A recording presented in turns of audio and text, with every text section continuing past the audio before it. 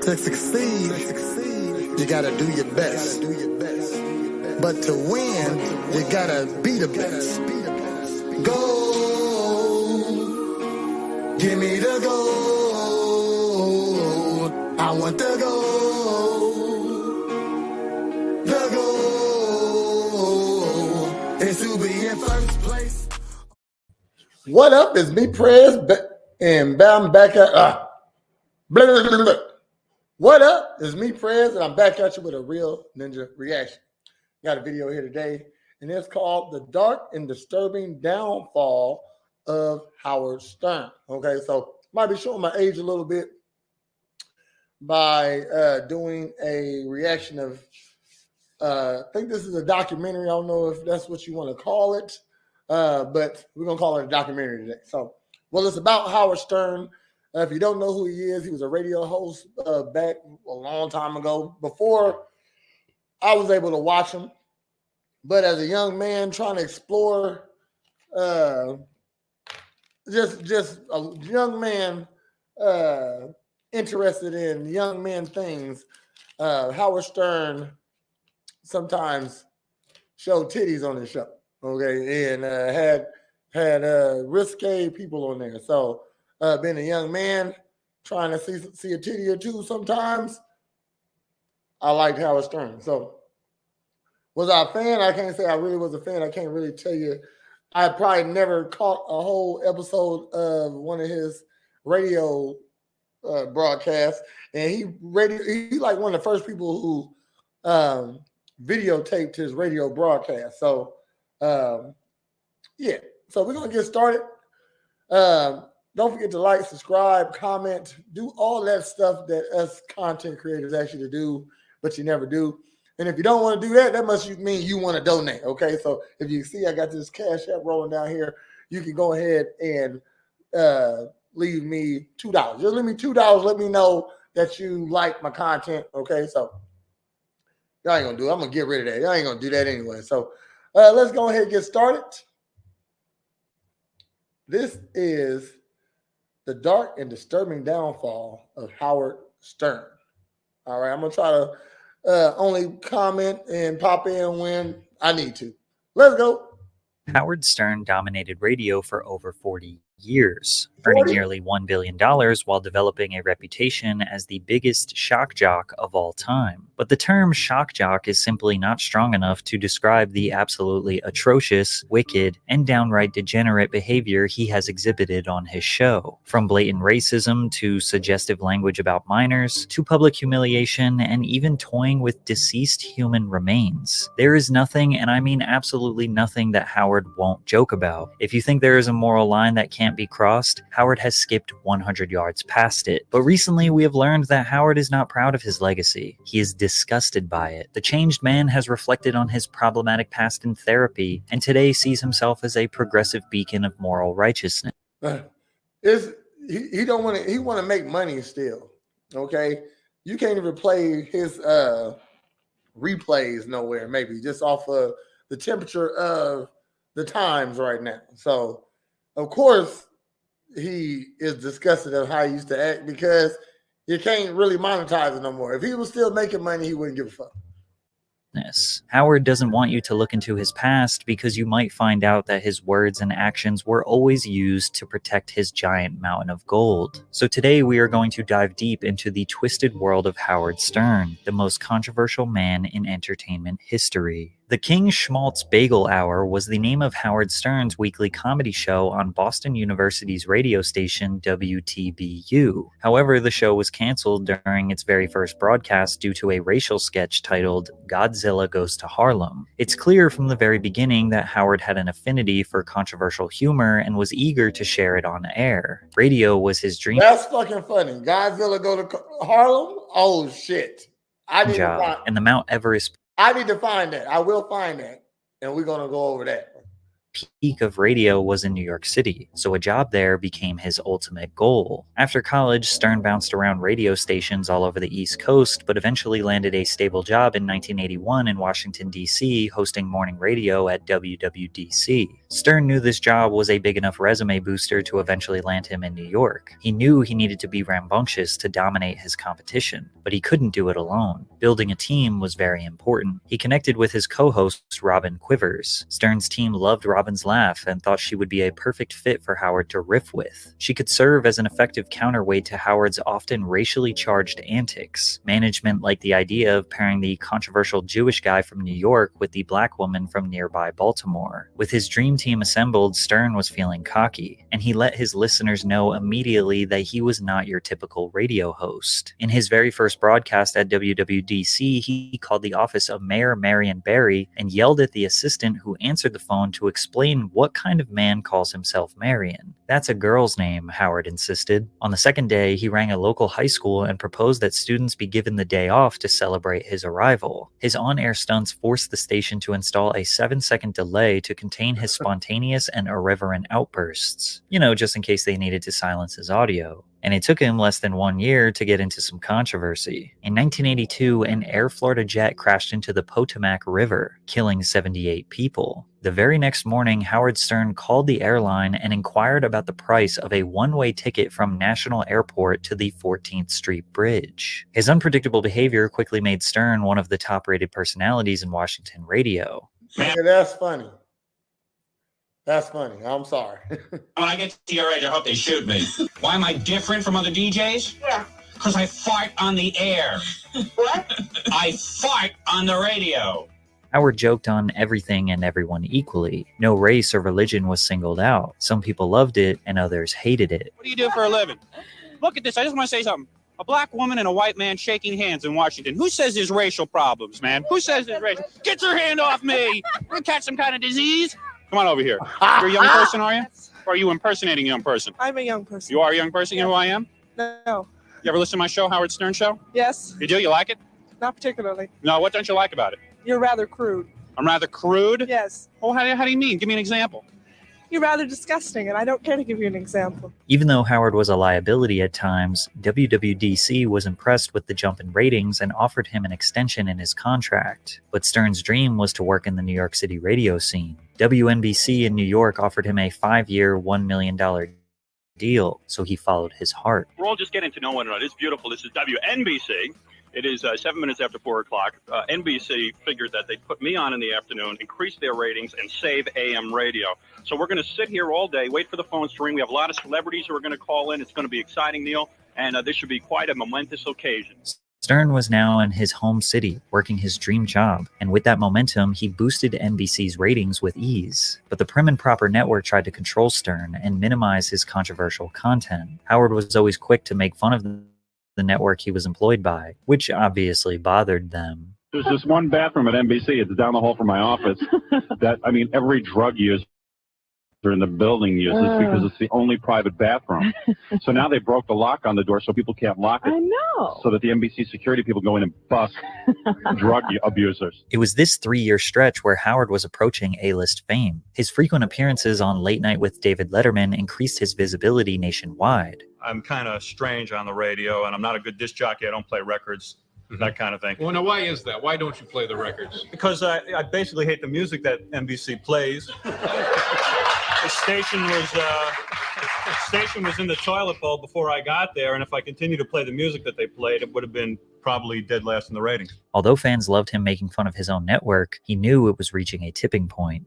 I am probably on a roll right now that will get me fired within a year or so. I will probably be fired, but I'm willing to accept that. Despite this being his dream job, Howard was basically asking to be fired, and he would get exactly what he wanted. But first, let me tell you about today's sponsor, Underdog Fantasy. Underdog is the easiest way to play fantasy sports. Not just basketball, you can make picks on baseball. Interesting for me. So rep your team and make your own picks with Underdog. WNBC issued the following press release this afternoon.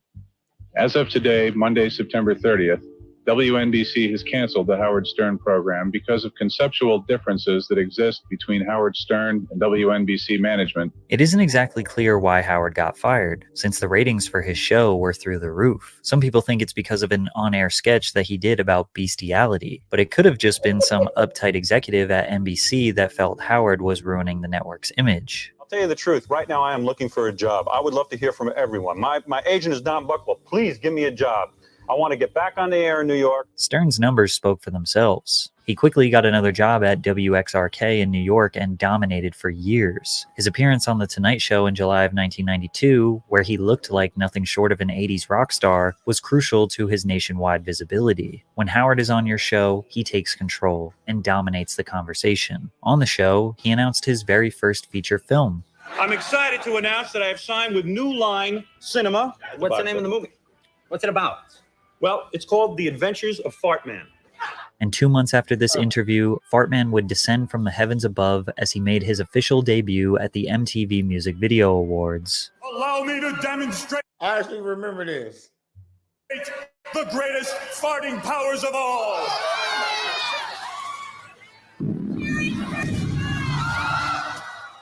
Howard was officially an American sensation by the end of 1992. His show was the #1 radio show in Los Angeles and New York City simultaneously. He held a 6.4% share of the LA market while holding 9.4% in New York. From there, his show was broadcasted in Philly, Washington, Baltimore, Dallas, and Cleveland. The more famous he got, the more his controversial jokes became huge news stories. But it did not stop him. It actually made him want to be more unhinged than ever. In 1992, Stern was slapped with a $600,000 fine by the FCC after he said on air, "The closest I came to making love to a black woman was when I pleasured myself to a picture of Aunt Jemima on a pancake box. I did it right on her kerchief." But this statement... Nigga, that's fucking funny. He not saying he don't like black people. He just say he ain't never had sex with a black woman. Which makes sense. You think black women are attracted to Howard Stern? No. I'm not mad at that joke, okay? and is mild compared to how bad his 1993 blackface stunt was. In a 1993 New Year's Eve pay-per-view event, Stern and Sherman Hemsley did a parody skit acting as Ted Danson and Whoopi Goldberg. Stern painted his face black with white around his mouth to mimic the hateful representation of black people in show business in the early 1900s. But it wasn't just the paint. He dropped just about every single racial slur. Sherman Hemsley, fucking George Jefferson. Yeah, okay. Come on, man. Is this another instance where a black man is dressed like a woman? They've been doing this. Are used against black people, as well as speaking in a stereotypical accent used to demonize African Americans. Well, don't let the door hit you on your big black ass, mama, on the way out of here. Now, where was I? Oh, yes. Now, Whoopi, you is a filthy... But this wasn't even the first time he had done blackface. A decade earlier... God damn. He called her a filthy ninja. Okay, let's go. On the Petey Green show, he showed up with a painted face and a headpiece that was supposed to make fun of an afro. Black people want slavery as much as white people want. The slaves we want is the Indo-Chinese. And if you can believe it, he did it one more time on his short-lived Channel 9 TV show in 1991. Now, I'm just trying to improve my... What the fuck? What the fuck? Oh my gosh. Look, I'm not mad at this. I'm not mad. Look, because I'm a little bit shocky myself. Okay, so I like to say the ridiculous thing. I don't go racial in online. Now, I got white friends that heard me say some racist ass shit. You know what I mean? And they're usually jokes. You know what I mean? They're not racist. They're not bad. I feel like they appropriate racial jokes. Okay, so but he pushing the. I mean, you know, he, like they said, he went 1,000 yards over the line. You supposed to not cross. So let's go. Image. The black people are against me because they say that I'm not a real black man. How he got away with this was very simple. As long as the corporations that were broadcasting him were making money, they didn't really care about morality. But make no mistake, there was definitely outrage against Stern at the time. Many people calling for him to be canceled, banned from radio and television. The federal government was fining him constantly. Nearly every year, the FCC fined him tens of hundreds of thousands of dollars for some obscene thing he said or did. But he just paid the fines, told them to go F themselves, and kept up his bad behavior. His fans loved that nothing could stop Got him. that bread. I'll pay the fine. Shit. Okay. What? Say they said tens or hundreds of thousands. So if he had a if he had a $1 million deal for 5 years, you're making $200,000 a year. He will put half of that into making it, the show still go every day. You know what I mean? So I can say whatever I want to say. I will give you half my money. And this is just what the radio company was paying him. Who knows what he had on endorsements and real estate and business investments. Who knows? Okay, so because he definitely is a $1 billion man. Let's see. I'm going to let it play. I'm going to look up Howard Stern's net worth. Him. He released his 1993 autobiography, Private Parts, which caused riots of thousands of fans during book signing events. He held an anti-censorship rally to protest the FCC's constant attacks on his show, to which 5,000 people showed up outside the United Nations. He couldn't stop dominating. He was featured on the cover of Rolling Stone magazine. Billboard added a category to their annual awards basically just for him. The nationally syndicated Air Personality of the Year award was given to Howard every year from 1994 to 2002. The Miss Howard Stern New Year's Eve pageant in 1994 broke the record for the most paid subscribers for a non-sports event. You could make $50,000 just for appearing on my New Year's Eve pay-per-view special. Listen up. Are you beautiful? Are you talented? Is your life so meaningless that you could drop everything and come to New York at a moment's notice? Then I want you. Yes, I want you to enter your local Howard Stern beauty pageant. Oh. You could be a finalist in my New Year's Disgusting Eve pay-per-view special. And don't be He put disgusted. his dick on every last one of them bitches. Has Howard Stern ever had any sexual allegations brought upon himself? Probably so, maybe. You know what I mean? But I'm going to guess. They'll tell you in this interview. I'm guessing no. Why? Mainly because he's Howard Stern. Like, if you're dealing with Howard Stern, you got to be a deviant yourself.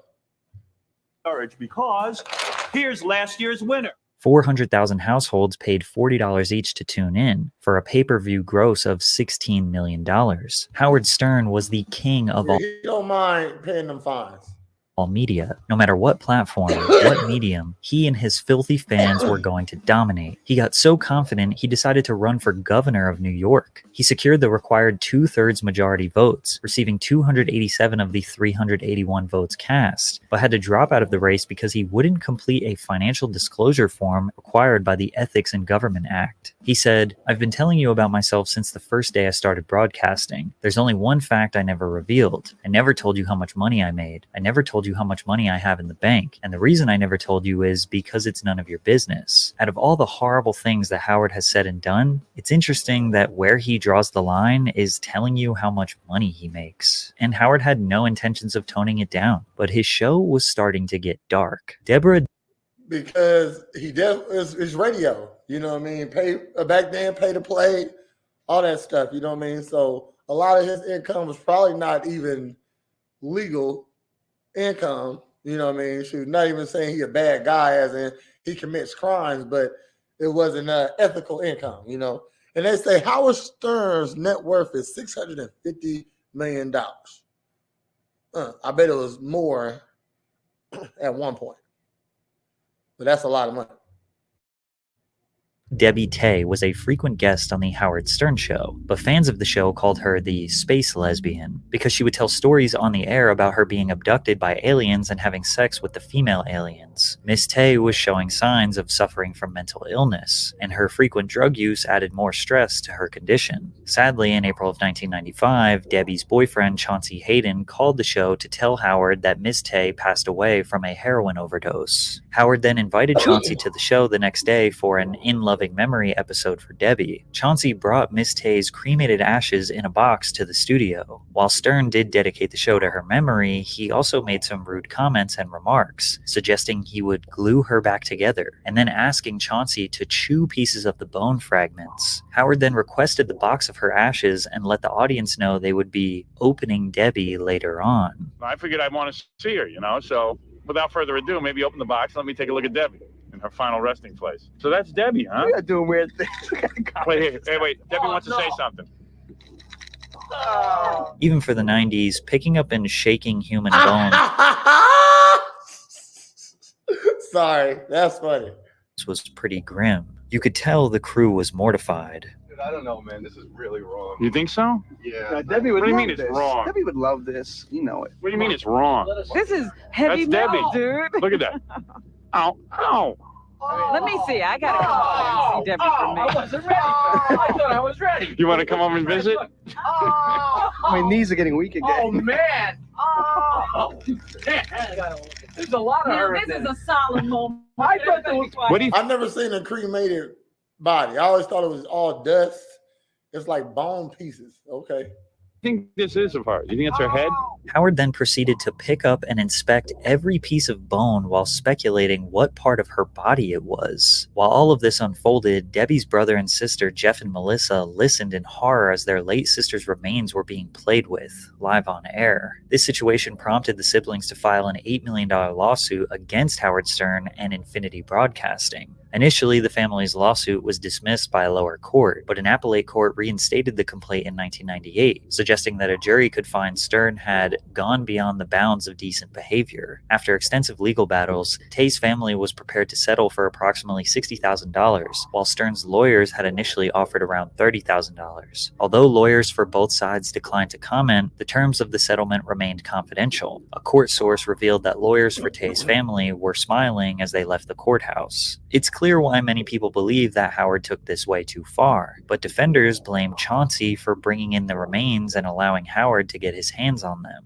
Regardless, the entire situation should have never happened, because in Howard's style of comedy, not even deceased people were safe from jokes, especially not the beloved, iconic 23-year-old Mexican-American singer Selena, who was tragically shot and killed by a crazy fan in Texas in 1995. The next morning, Howard proceeded to play her music with gunshot sounds in the background, and repeating over and over how much he hated the music while mocking Hispanic people.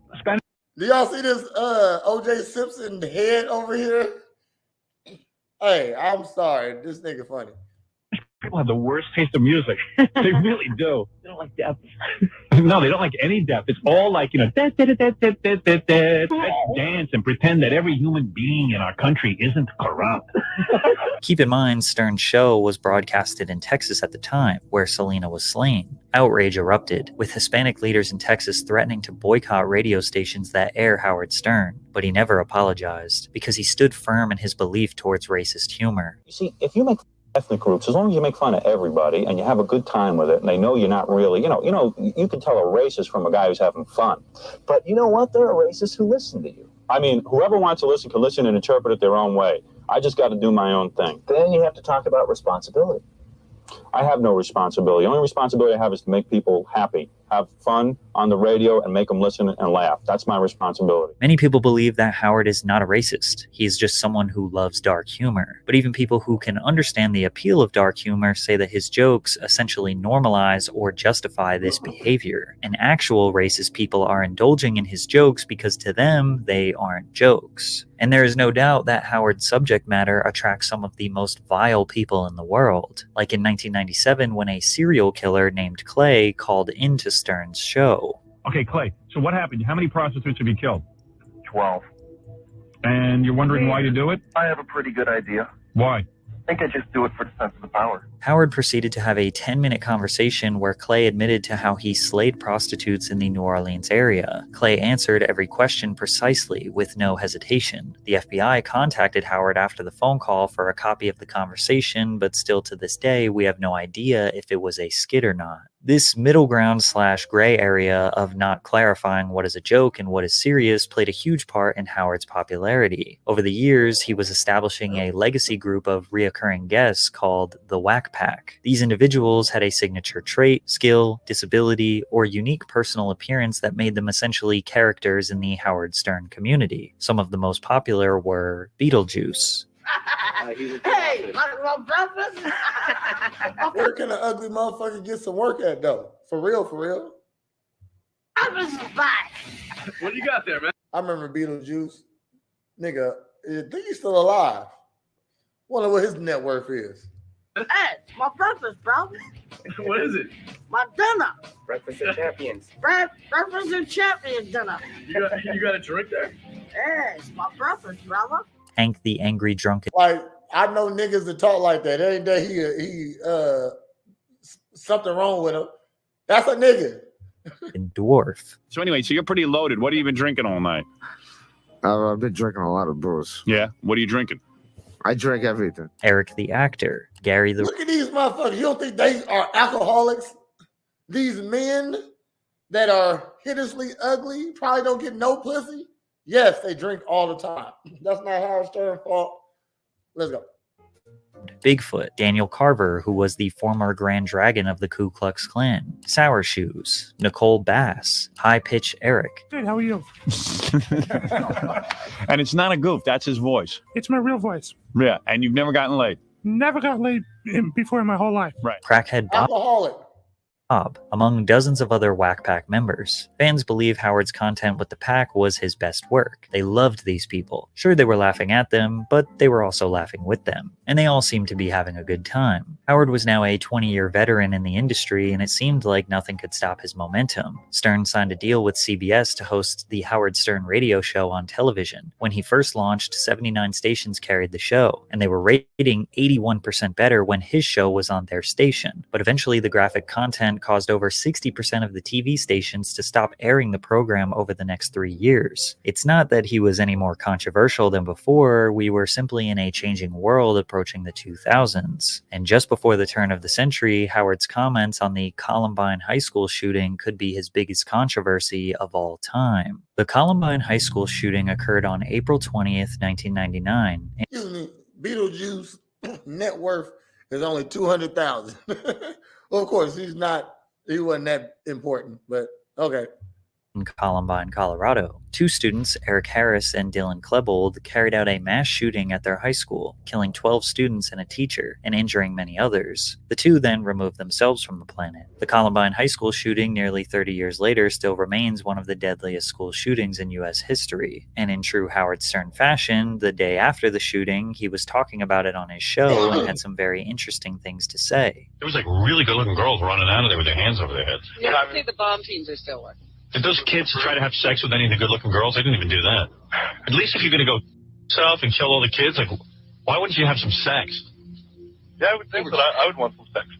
Yeah, I mean, if I was going to people, I'd take them out with some sex. It's unclear if Howard's comments about the tragedy, or any other tragedy, are intentionally to cause controversy, or if it's his way of coping with the horrifying reality. The Denver Rocky Mountain News released a statement reacting to his comments. Either we are serious about showing respect for the dead and their families, or we aren't. Either we care about the quality of our culture, or we don't. Let Howard Stern make his millions in other broadcast markets. He does not belong in Denver. Many people believe that there is a clear line to be crossed when coping with such atrocities. Making jokes, they believe, is crossing that line. It minimizes the damage done to the victims and their families. But comedy defenders believe that jokes and laughing is a way to prevent people from spiraling into a depression every time they turn on the news or open social media, since violence, murder, and all of the most heinous things that happen in our world are constantly being broadcasted to you. The radio channel rebroadcasting Stern's show in Denver was requested to drop it, and both houses in the state passed a measure to formally censor Stern for his remarks. Many advertisers cut ties with Howard over the comments. Additionally, his personal life was falling apart. apart. Howard admits that his behavior was very difficult for his wife and 3 daughters to handle throughout his career. After 21 years of marriage, they mutually agreed a divorce was necessary. The now 45-year-old bachelor was on a warpath of sex and destruction. Now keep in mind that Howard's entire persona for 2 decades was the common suburban dad with a wife who stayed up late at night to talk about all of the raunchy things he wouldn't dare say at the dinner table. The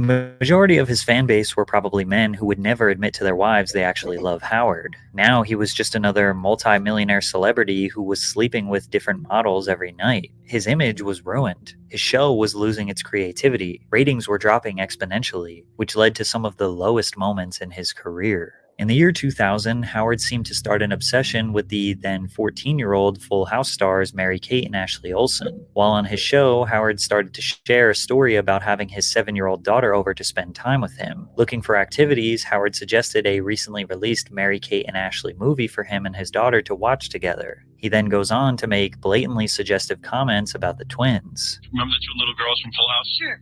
Well, now they're like 13, and they're pieces of ass. Oh, yeah, I've seen pictures of it. And normally I don't look at a 13-year-old and sexualize them. I don't. But these 2 are pieces of ass. They're grown up perfect. Are they budding yet? Yeah. Oh. Their boobies are out. So, I mean, and don't get me wrong. I'm not into 13. Howard Stern, Mary-Kate and Ashley has never been sexy. Like, to this day. To this day, I ain't never thought, as a person who is their age and growing up with them, no, they've never been sexy or attractive. Year-olds. Well, yes, you are. But I don't know. You can't say you're not. No, I'll tell you why I'm not. On about the Olsen twins. I don't look at them like, oh, gee, I want to have sex with them. But I look at them and I go, man, they're going to be great when they're adults. At the time, Howard being around 45 years old making comments about teenage girls is very alarming. Again, even if he is joking, he is potentially justifying this type of mentality that some men his age might consider to be normal. And 2 years later, his thoughts on the 16-year-olds had not changed. My 9-year-old is way into the Olsen twins. I mean, has every one of their tapes, knows everything about them, loves them. Doesn't love them the way I love them. I love them because they're going to be hot. The dark reality is that Howard's feelings towards the twins were unfortunately common. Celebrity birthday countdowns were a popular internet trend where people would anticipate a celebrity's 18th birthday to legally justify their creepy fantasies. Mary-Kate and Ashley Olsen's 18th birthday was accompanied by no less than 7 websites dedicated to counting down the minutes until the twins officially reached adulthood. Making women feel uncomfortable almost comes natural to him. On a 2002 episode of The Howard Stern Show, Stern and his room of co-hosts started to discuss Anna Nicole Smith's weight gain in recent years. For some reason, she doesn't think she's heavy. I would say she weighs 300 pounds at least. A co-host then said, I bet you $100 she's not over 300, but it's got to be so close. I think she's got to be like 280, 290. No, I'm a big woman, so what? So I was guessing your weight. And I was going to say to you today, can you please get on the scale and then we'll have an over-under. That's all. No. Why not? Why not? I'm not going to get on a scale if you want to weigh me. They proceeded to set up a game where they placed bets on how much Anna Nicole weighs. Once he got Anna on the show, he doubled down. If we weigh you now, I'll give you $3,000 courtesy of i1.com and Trim Spa, No. plus an Xbox for your son. Awesome. Nope, not enough. Anna would not give in, so Howard kept pushing her. For the next 5 minutes, he kept harassing her, and if they got off the topic of her weight, he would just bring it back. Do you want to go in the bathroom with Benji right now? No, but I'm here for the weekend, and maybe we can go have dinner. Oh my God. You think dinner is for the 2 of you? Do you think maybe pass on the dinner and maybe go out and exercise? Howard, you're so Is that, pathetic. is that wrong? Does that make you feel so much better about yourself? Please let me weigh you. Oh, I'll give you $3,000 I for your bet you're son. feeling so good right now. No, I'm not. I don't feel good until I get you weighed. It's pretty clear this interview took place during a rough part of Anna's life, as she struggled with drugs and alcohol for many years. Despite this, she stood firm and refused to give Howard the satisfaction of breaking her down. Well, she definitely 300 pounds, but I get what they're saying. Why you need to know?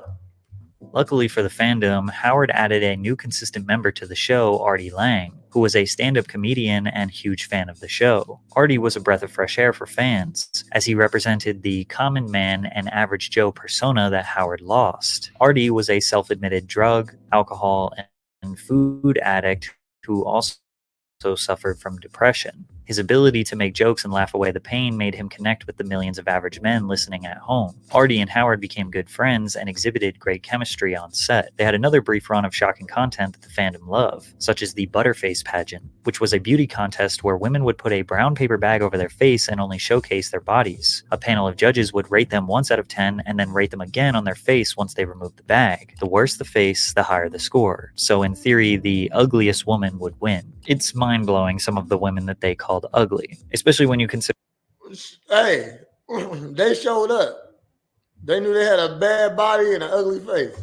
how the judges looked or how some people in the crowd looked. This just seemed like straight up bullying. Also in the early 2000s, celebrities became more of a prominent part of Howard's program. He interviewed a wide variety of different stars: The Rock, 50 Cent, Tobey Maguire, Gene Simmons, Vince McMahon, Matthew McConaughey. And as the years went on, he became a go-to platform for celebrities to openly discuss some of their deepest secrets. Unfortunately for Howard, there was a major cultural change in 2004 after the Nipplegate Super Bowl halftime show controversy. Janet Jackson's breast was exposed in front of hundreds of millions of viewers, which sent the media into a frenzy due to outraged citizens. The FCC started censoring anything and everything they deemed indecent or unfit for mainstream media. 3 weeks after the Super Bowl, Howard's show was suspended for indecency after an interview with Rick Salomon. Rick was Paris Hilton's ex-boyfriend and the man involved in her infamous tape that was making the rounds on the internet. A listener called into the show and used the N-word with the hard R. By this point, this seems like nothing compared to the decades of disgust Howard has aired on his show. But this was the straw that broke the camel's back. Howard Stern was officially canceled. Well, not really.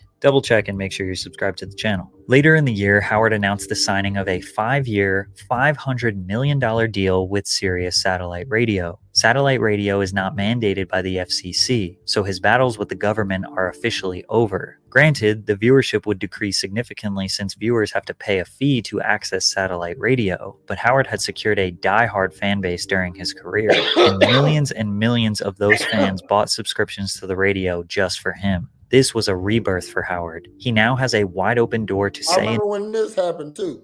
This was a big deal not too long ago.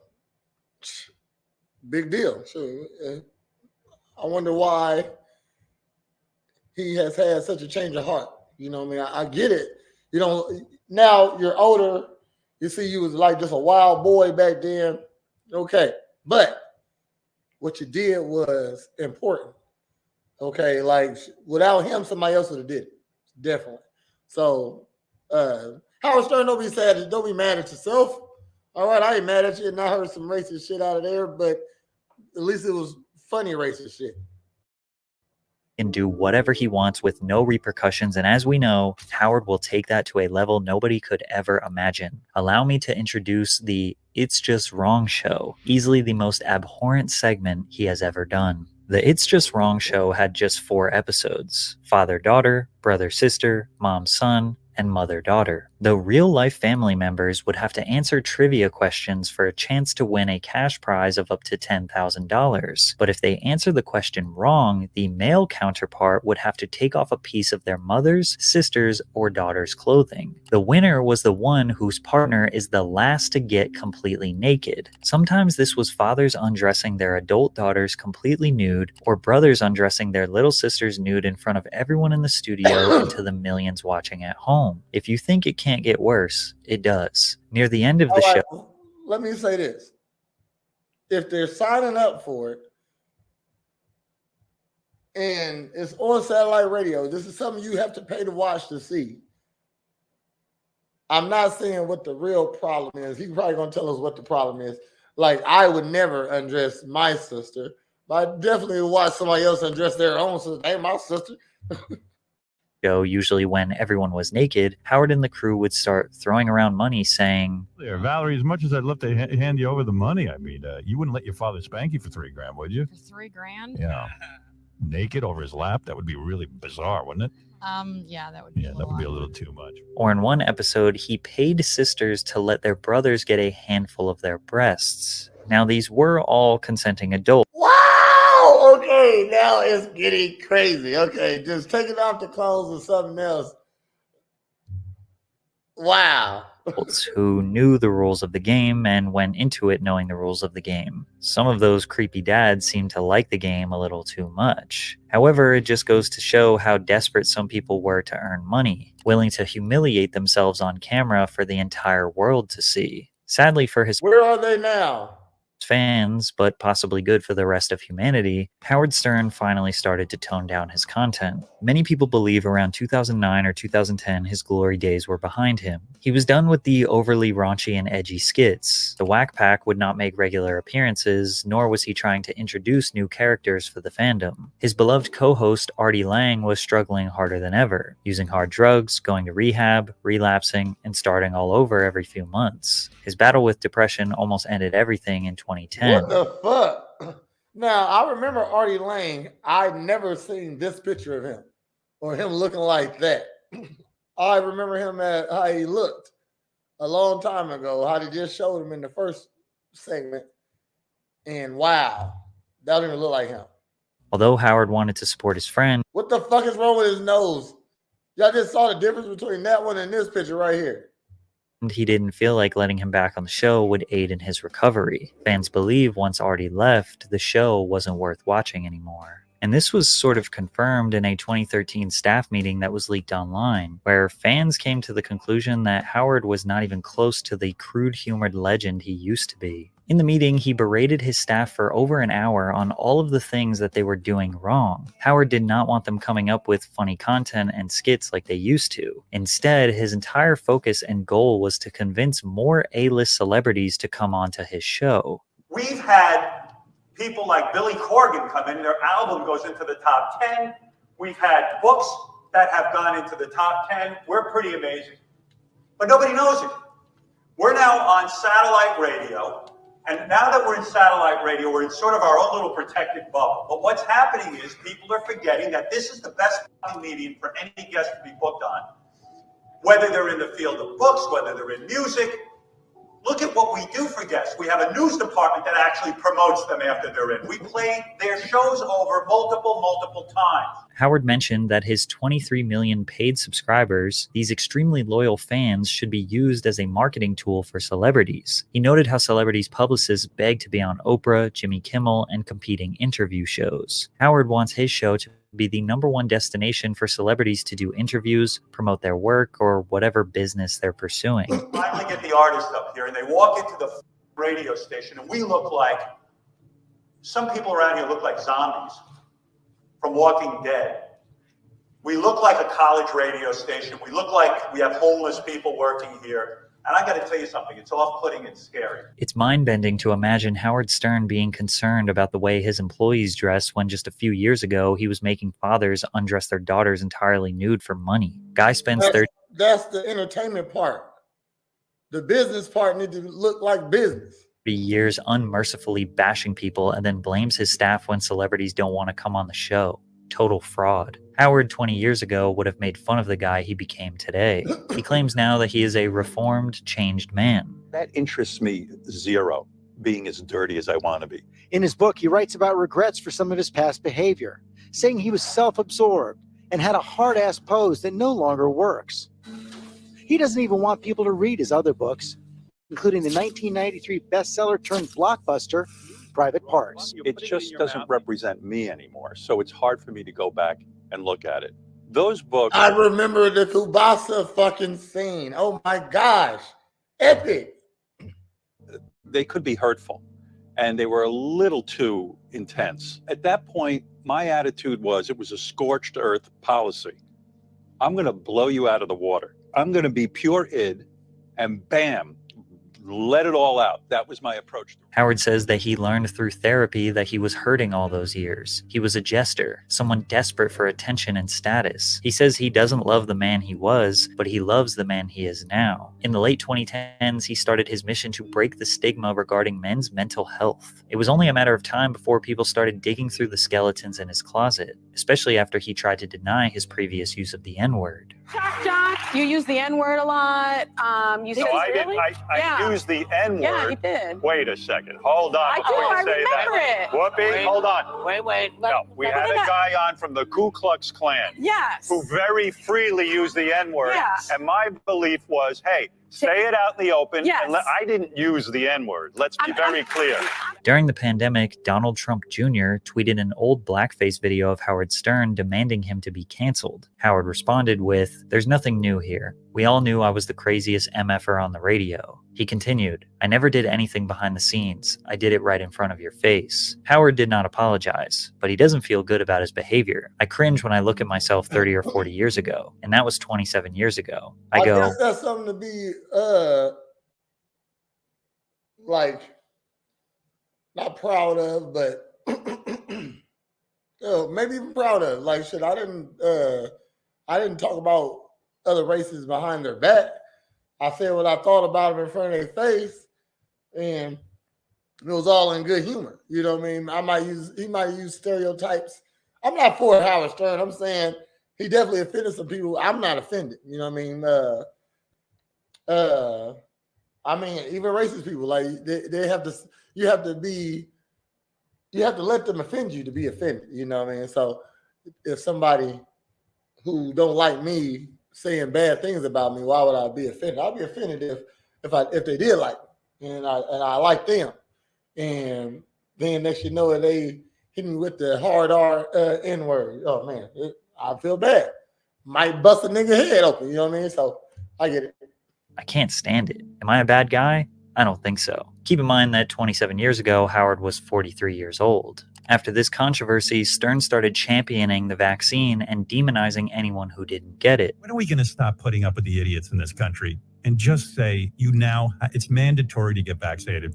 F them, their freedom. I want my freedom to live. Joe Rogan, the world-famous podcaster who has dethroned Howard as the voice of the common man, had the opposite opinion. Joe was skeptical about the vaccine, which led to him being accused of spreading misinformation. After Joe addressed the backlash on Instagram, Howard felt Joe's response wasn't good enough. Even the apology, he just should have said, "You know what? Listen, I'm a comedian, and I have no idea what I'm talking about. I have no medical background whatsoever to be telling people what to do with their health." Stern suggested Joe's apology to be, "I'm wrong, and go get the vaccine before you die." Howard Stern fans never could have imagined that he would be criticizing celebrities' apologies in the 2020s. Howard always represented anti-establishment, free speech, but not anymore. This has resulted in his fans calling him woke, which he says is a compliment. If woke means I can't get behind Trump, which is what I think it means, or that I support people who want to be transgender. Look, he's still suffering from whatever his psychology diagnosed him for. He just wants some attention, and that's why you going against the grain. Like you against Trump and the vaccine. Like Trump made the vaccine, or at least issued it. Or I'm for the vaccine. Well, dude, call me woke as you want. I'm not for stupidity, but I am woke, motherfucker, and I love it. It's never too late to change, some people say. Stern represented the vitality of male impulse, fully indulging in raw, racy humor and raunchy entertainment. I don't think many people blame his opposers for bringing up his past, but it's also important to question all of the corporations who profited from his show for all of those years before randomly deciding their morals did not align. Some people think Howard's mental health and self-reflection in therapy narrative is just a cop-out, a way for him to gain sympathy and lazily right his wrongs for decades of disgusting behavior. Some people think he is merely just a sellout, who will say and do anything to protect the hundreds of millions of dollars he has earned over the years. But very few people look at him as this changed man who is now a beacon of honesty and moral good. One thing is for sure, though. There will never, ever be another Howard Stern. Never, ever. Hey, I like this channel. Hold on, let me make sure I get the name right.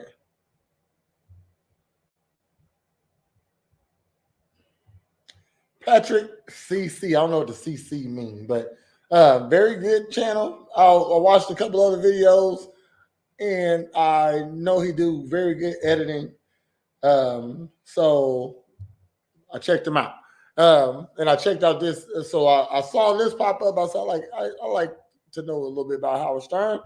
And so I watched it. I like what he does. Okay. So go over to his channel, give him a like, a subscribe, comment, share something, all that stuff.